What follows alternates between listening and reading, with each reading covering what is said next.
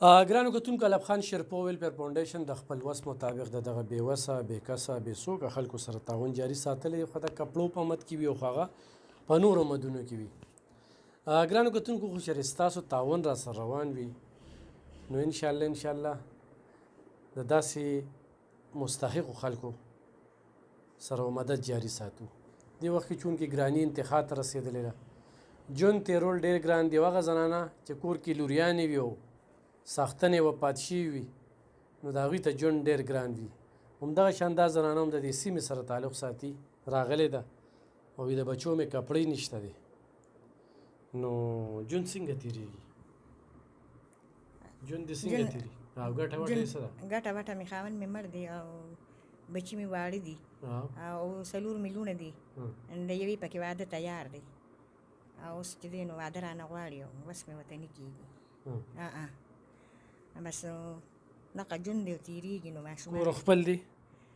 کور هم چې دی نو خپل دی خو خاوند مې مړ دی، کونډه یم. خاوند مې په خپل ژوند اخیستی دی. کپړې دې ځان له واغستې؟ بچو له هم دې راواغستې؟ بچو له مې راغستې. خوښې دې کړې پکې؟ خوښې مې کړې. ګرانو کتونکو دا کاټن او دا موږ سره چې څه وس دسو زوی له هم دې پکې واغستې؟ زوی له مې پکې راواغستې. د دې واده دی؟ د دې واده دی.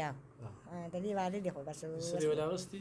نه مې دې ول اغستې. اوس چې ته وایم چې ته چا راسره لږ ډېر امداد وکړي څه مې خپل دغه کړې نو خدای پاک رحم وکړو چې زما د لور دا واده په خیر سره اوچت شي. خلک به راځي دی ګرمۍ ته خبره غلې کړې ده واده درځو نیټه ږدو. خاوند دې څه کار کوي؟ خاوند دې د لرګو کار کوي. د دې خاوند د لرګو کار کوي. ماشینه بس د هغوی نشته دومره خو بس سهار ځي او ماښام راځي. دغه موبایل نمبر سره شته؟ نشته را سره که نه ویم موبایل نمبر را سره نشته. تاسو سره د امداد وکړي نو بس بیا به ته موږ ته رابطه یا وکړي بس زه به بیا راشم بیا به ما ته وویل. نو په دې وخت کې تاسو موبایل هم نه ساتئ؟ کور کې سره څوک دغه کوي؟ نشته را سره که نه. د دې واده دی؟ د دې واده دی. د دې دغه واده دی او بس اوس راځي نیټه ږدي او هم چې چا را سره لږ ډېر امداد وکړي نو دا به پرې اوچته شي. ګرانو کتونکو په دې باندې زموږ د ایزي پیسه نمبر دی خو تاسو را سره سمادت او کومک وکړو نو دا زنانه به تپس بیا تپوس کوي او ستاسو هغه امانت په همدغه شانتې په ویډیو ورکو څنګه چې د خپل طرف نه موږ دا وګورئ